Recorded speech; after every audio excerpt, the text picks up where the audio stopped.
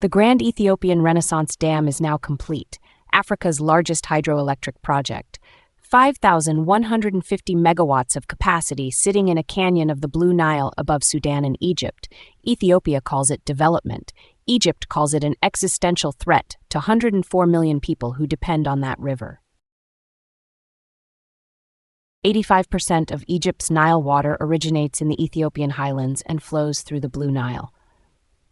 The Nile is not a surplus. Egypt uses virtually all of it.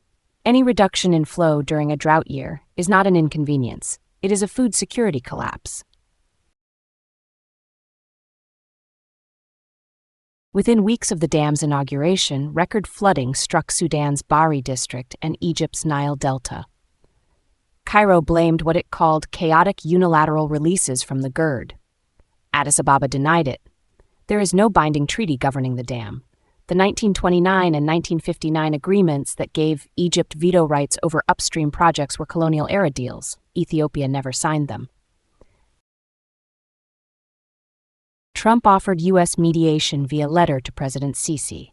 The African Union has tried for a decade without a binding agreement. The core dispute is one sentence. Who decides how much water flows through during a drought? Ethiopia, optimizing power generation, or Egypt, optimizing survival? The dam is built, the reservoir is filling. No legal framework governs it.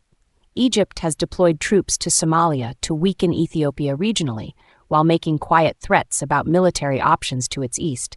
Ethiopia has called those threats bluster and is generating electricity. The Nile has been the source of civilization in Northeast Africa for 6,000 years. It is now the most contested water body on Earth, and the rules for who controls it were written by people who are dead.